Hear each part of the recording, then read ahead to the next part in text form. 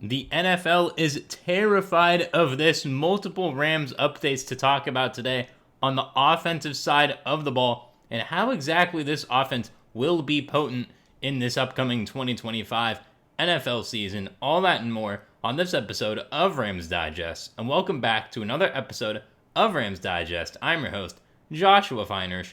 And before we get into it today, make sure to hit that subscribe button and hit that bell so you do not miss any daily new Rams Digest videos covering all things Rams. And before we get into it, like this video, because the big news of the day is Rams minicamp in Maui, or Maui Camp as Coach Sean McVay called it today, has officially begun. The camp is underway, minicamp.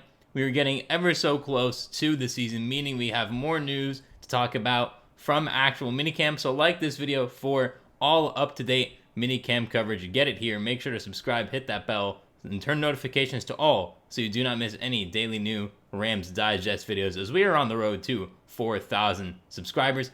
And now to today's main story and how Puka Nacua is one of the best receivers in the NFL at a particular route. And this story is brought to us by Yard Barker. And now let's get into it. The Los Angeles Rams ended last season with two well-respected wide receivers in Kupp and Puka Nacua. After parting ways with Kupp and adding veteran wide receiver Davante Adams to the mix, the Rams have one of the better wide receiver duos in the National Football League. Yes, I agree. You can make a case that it's top three. Obviously, in my opinion, Chase and Higgins of the Bengals, easy number one. You got the Lions with Amon-Ra St. Brown, Jameson Williams, the Vikings, Justin Jefferson, Jordan Addison. Now you got the new Cowboys duo of CD Lamb, George Pickens, the Commanders duo of Deebo Samuel, and Terry McLaurin as well up there in that mix. Even the Bears, DJ Moore, and if Rome Odunze takes a step up, can be in that conversation as well. And now you add the Rams with Adams and Nacua into that mix. It's definitely a key part of this Rams offense and just how exactly they will be able to be so dynamic. Adams' addition to an offense that contains Nacua and quarterback Matthew Stafford as the team signal caller should put the Rams in position to be one of the best teams in the league. Many expect the Rams to make a deep playoff run this year, much deeper than the one that they made last season. I fully agree. I think this is a Super Bowl or bust season for this roster with the way this roster is constructed.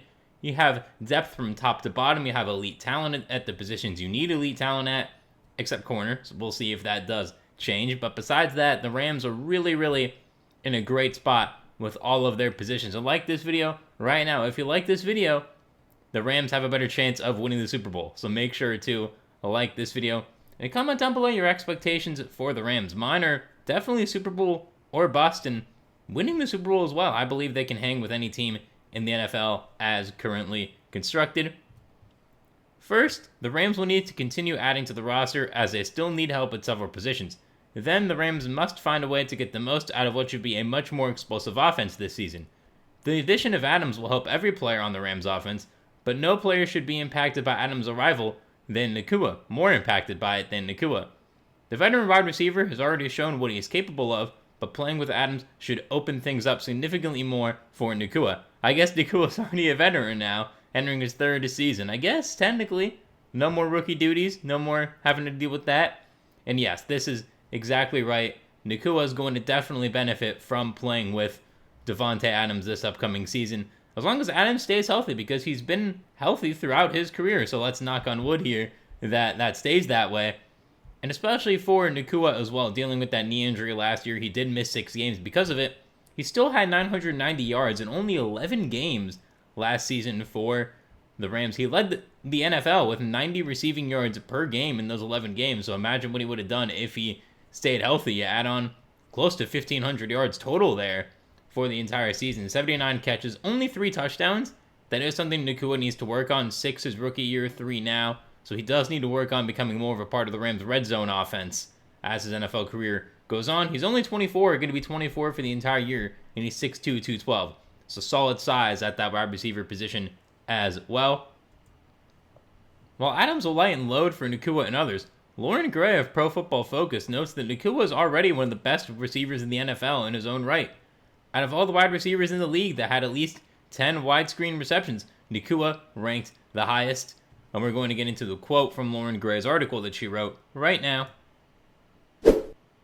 Nacua secured 22 of 23 screen targets, tied for third most, for 192 yards and 2 touchdowns this past season. It was his third most targeted route last season at 17.1%, and he was highly effective, notching 8 first downs, 7 forced missed tackles, and 86 yards after contact. All top 5 figures, Gray said. Nacua also led all receivers in screen threat rate, 79.3%, a passer rating when targeted, 130.4, which is really impressive there from both Stafford and Nacua, while tying for first in explosive gains, 5 on such plays.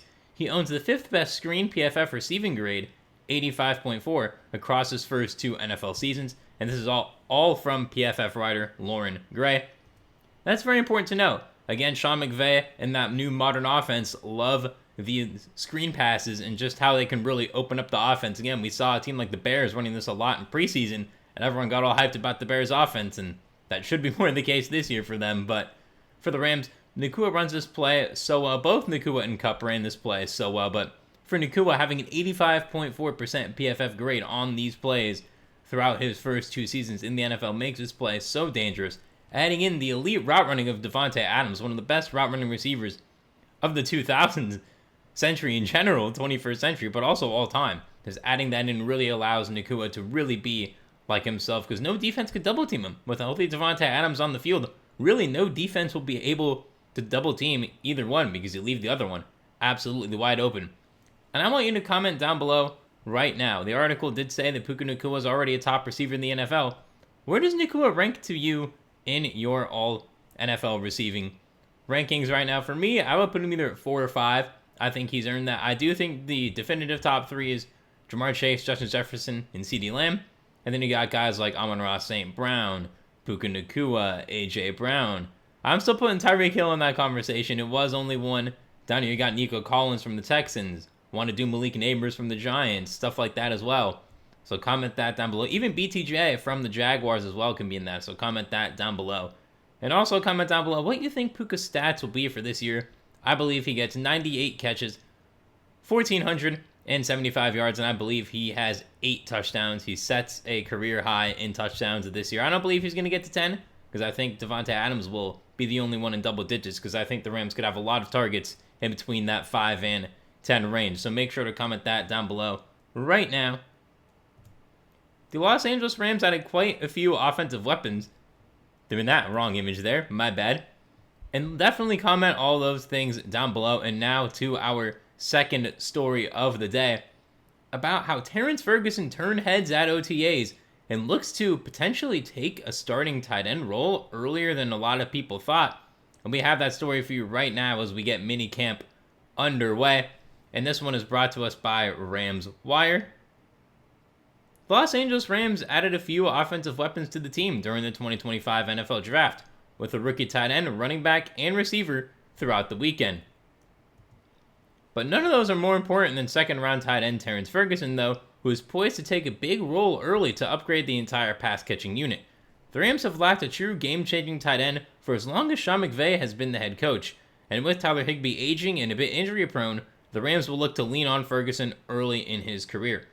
Yeah, this is definitely something that a lot of Rams fans saw coming, that Ferguson, by the end of the season, would have the TE1 role. But it really seems like after OTAs, Ferguson, we've done multiple videos, how he's been so impressive throughout OTAs. After this one, make sure to go back and watch those if you haven't yet, as we have a deep dive on Ferguson's OTA performance. But he's been really good again. He has a 4.6 40 time for a tight end, which is great speed. He's 6'5", 256, good height. Good weight. I like that he's under 260 for a tight end. Because 256, he got enough weight on you to block, but also more than enough to carry some speed. He has the Oregon School record for touchdown receptions by a tight end, which is super important. Sean McVay is going to be looking to him a lot in the red zone. And last season, he had 43 catches, 591 yards, and 3 touchdowns. He wasn't really a big part of Oregon's offense because Oregon has so many great pieces, including, Tez Johnson mainly from last year, and also Jordan James and those other running backs. So he was not the key point of the offense, but he looks to be a key point of the Rams offense early on here. Ferguson was named as one of the non-first round tight ends with breakout potential as a rookie, according to Bleacher Report's Brett Solbeski. He predicted Ferguson will finish his rookie season with 50 receptions for 550 yards and 5 touchdowns.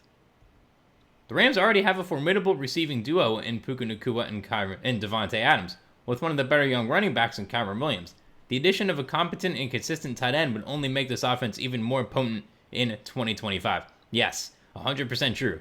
The Rams, you have your elite duo. You got Tutu Atwell, who the Rams gave $10 million to for a year this past offseason.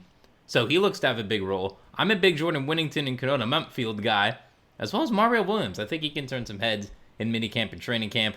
And you got Kyren and Blake Corum and Jarquez Hunter looking to have the three-headed monster there out of the backfield. And if you can have two great tight ends, Higbee more for the blocking now, more so for pass catching, but having a younger, sprier tight end, fresh legs, and Ferguson really makes this offense potent. And we have some quotes from Solbeski's article about this to get into right now. The Los Angeles Rams have been searching for a legitimate threat at tight end for a couple of off seasons and finally snagged one they liked with this year's second-round selection of Oregon's Terrance Ferguson. A year ago, general manager Les Snead tried to trade up for Brock Bowers, who had an elite year with the Raiders, but the Las Vegas Raiders wanted nothing to do with moving out of the slot and passing on the elite tight end prospect. Yeah, definitely good on the Raiders there. A smart draft move, which hasn't really happened too many times for the Raiders, so good for them that they got this one right, because, Brock Bowers is awesome. So that just goes to show just exactly how much the Rams really, really wanted to get a tight end that can really take over the reins from Tyler Higbee, who can be more of a part of the offense. And for Ferguson, he definitely can do that. And we have a more detailed approach on Ferguson's game as well from Solbeski to get into right now. Ferguson was never a heavily featured component to the Ducks offense, but it was clear that he has the size and length and athleticism and skill set to grow into a large part of the Rams system. Expect Tyler Higbee to not be featured nearly as much as he was prior to last year's injury-plagued campaign, with Ferguson getting more reps as he develops. That is the key part of this story. Again, Ferguson is really impressed at OTAs, and I did a video a few weeks ago about how Higbee could even get cut or traded potentially, and if you haven't seen that video after this one, make sure to go watch that one as well. Yeah, Higbee, again, he is 32, coming off of that ACL injury last season, didn't really do too much, and this year doesn't look to be the starter as well, which is good for Ferguson's development, great for it. But again, once it comes to playoff time, we'll see who actually gets most of the snaps there at tight end. I've been floating about the idea of running two tight end sets. I think that can really, really help Ferguson develop, especially as a blocker, too. That is the one thing Ferguson does need to work on, is the blocking, which is why a lot of you in the comments were saying Higbee would start, and I agreed with that to start off the year.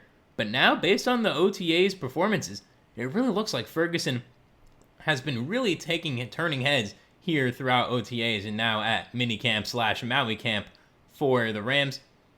And Higbee really is going to be more of a mentor role. There's been a lot of articles going about that he's been a great mentor so far for Ferguson, which is really, really good, especially again on that blocking side. And comment down below right now, what do you think Terrance Ferguson's stats will be? Again, the article believe 50 receptions, 550 yards, and 5 touchdowns. I have Ferguson getting 48 receptions, I think just under that 500-yard mark, 475, and 495, excuse me, and I do believe that he will get to that 5-touchdown mark. I see him being a big threat in the red zone early on throughout his NFL career. And the Rams really already have a great duo ready for them to be. As we've already mentioned, it's going to be an elite season for this offense. And also, comment down below whether you think this offense has the chance to be a top offense in the league. Top 5. I believe they can definitely be a top 5 offense in the league. So comment that down below right now. And that's all for today's episode of Rams Digest. Make sure to hit that subscribe button and hit that bell. Turn your notifications to all so you do not miss a single daily new Rams Digest upload covering all things Rams, and especially Maui Camp going on right now. Like this video for Maui Camp starting. We're getting ever so close to training camp and the NFL season going underway soon. And comment down below your thoughts on Puka Nacua being the best in the NFL, really, at catching screen passes and running screen routes and how that opens up the offense. Comment your stat prediction for Puka Nacua. I had 98 catches, 1,475 yards, and 8 touchdowns. So comment that down below. And comment as well whether you think Terrance Ferguson is going to get the starting tight end role for this upcoming season. I do believe he will based on how he's played. He does need to keep it up, though, because it seems like it's still a bit of an open competition there. And also comment your stat prediction for Terrance Ferguson. I have 48 catches, 495 yards, and 5 touchdowns. And I've been your host, Joshua Finehirsh. Thank you very much for watching today's episode of Rams Digest. I'll see you soon for another one, and I hope you have a great rest of your day.